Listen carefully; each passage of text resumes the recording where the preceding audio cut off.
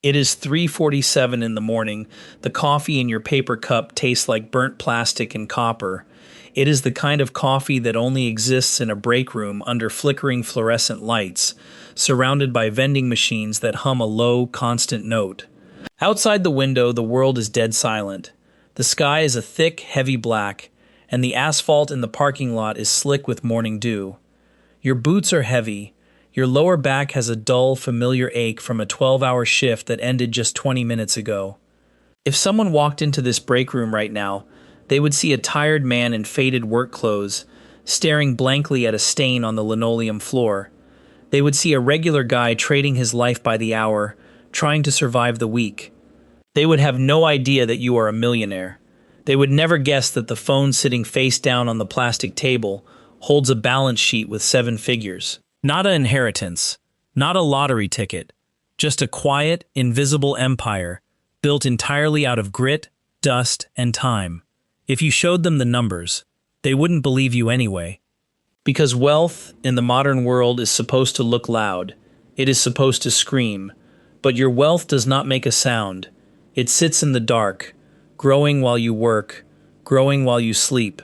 Growing because you chose a path that almost everyone else is too proud to walk. You are a ghost in the financial system.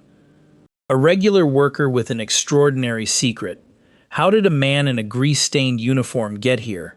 It didn't start with a grand vision. It didn't start with a high-stakes board meeting or a complex algorithm.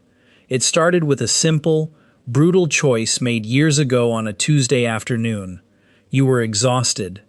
You had just completed a grueling stretch of 40 hours in 4 days, and an opportunity for a double-time overtime shift opened up. Everyone else walked out to their trucks, eager to get to the bar or the couch. You stayed. You took the shift.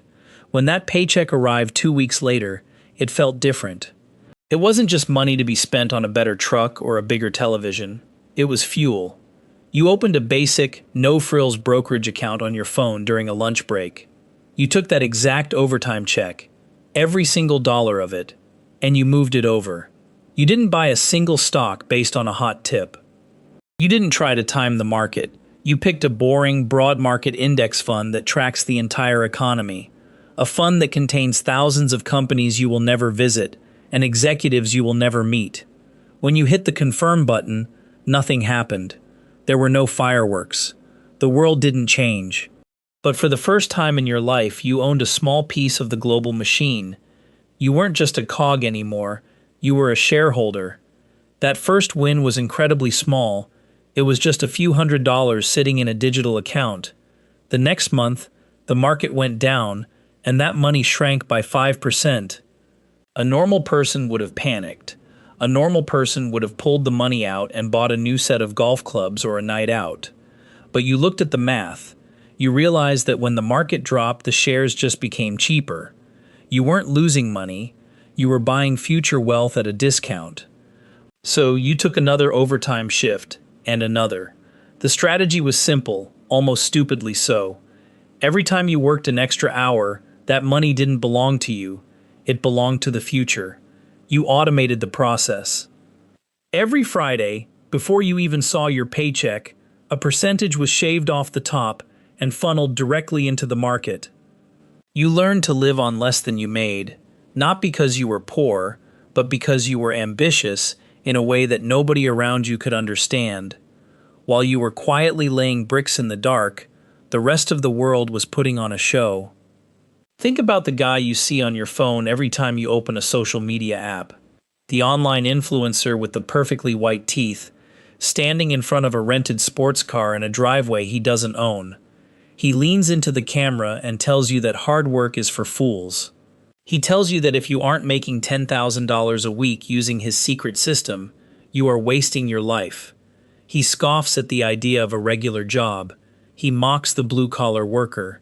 He waves stacks of cash at the screen, promising that wealth is instant, painless, and loud.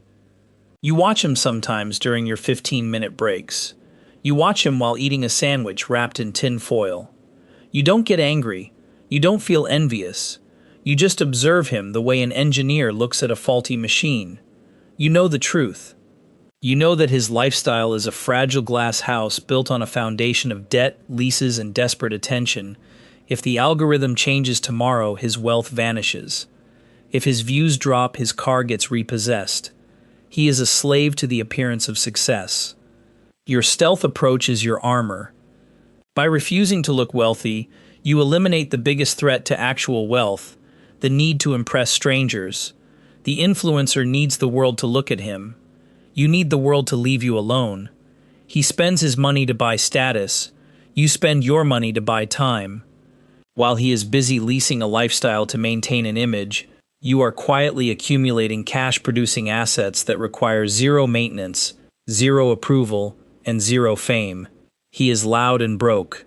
You are silent and wealthy, but this silence carries a heavy weight. True financial isolation is a strange, quiet burden. It creates an invisible barrier between you and the people you love most. A few months ago, you were sitting at Sunday dinner at your parents' house. The kitchen smelled like roast beef and old memories. Your brother-in-law was sitting across from you, staring at his phone, sighing deeply. He started complaining about his bills. He talked about the interest rate on his credit card, the cost of groceries, and how he felt like he was drowning just trying to keep up with his mortgage. He looked at you, seeing your work boots by the door, and said, "Man, it must be tough out there for you right now. This economy is killing guys like us." You opened your mouth to speak. You wanted to tell him that he didn't have to live that way. You wanted to tell him that you had just crossed a major financial milestone, that your investments had made more money that month than your actual job paid you. You wanted to offer him a lifeline, to explain the math that saved you. But you stopped. You looked at the stress lines on his face. You realized that if you told him the truth, everything would change. He wouldn't see a brother, he would see a bank. He would feel judged for his choices. Or worse, he would ask for a loan that would permanently ruin the family dynamic. The gap between your reality and his reality was simply too wide to cross with a casual conversation. So you took a sip of your water, you nodded your head, looked him in the eye, and said, "Yeah, man, it's tough out there. You just got to keep your head down and keep pushing." It was a lie, but it was a necessary one. You protected his pride, but you preserved your isolation. You walked out of that house realizing that the richer you get, the less you can talk about it. Your friends complain about money, and you have to play along just to fit in. Your family worries about your future, and you have to let them worry, because reassuring them would require exposing the truth. You are completely alone in your success. The only people who know your true net worth are you and an automated computer server somewhere in Ohio. Eventually, the day comes. It happens without warning on a completely ordinary afternoon. You are sitting in your truck in the driveway of your home. The engine is idling, and the radio is playing a soft country song. You pull out your phone to check your accounts, just like you have done thousands of times before. You log in, the screen loads. There it is. 7 figures, a 1 followed by 6 zeros. You stare at the screen. You wait for a feeling to hit you. You wait for the rush of adrenaline, the sense of triumph, the urge to scream or honk the horn, or call everyone you know. But the feeling never arrives. The silence in the truck is deafening. You look at the steering wheel of your truck, the same truck you've driven for the last 9 years, the one with the tear in the driver's seat and the dent in the tailgate. You look at your hands, calloused and stained with grease that never quite comes out. You realize something profound, something that the flashy influencers will never understand. The milestone didn't change you. It didn't make the coffee taste better. It didn't fix your lower back. It didn't make you a different man. The only thing that changed is a digital digit on a screen. The true value of that number isn't what it can buy. You don't want a mansion and you don't want a sports car. The value of that number is the peace of mind it provides. It is the knowledge that if your boss yells at you tomorrow, you can walk out the door and never look back. It is the knowledge that if your health fails, your family will be protected. It is the absolute certainty that you own your life. You have bought your freedom, 1 overtime hour at a time. You slide the phone back into your pocket. You turn off the ignition. You grab your lunchbox from the passenger seat, Step out of the truck and walk toward your front door. Tomorrow morning, the alarm will go off at 3 o'clock. You will get up.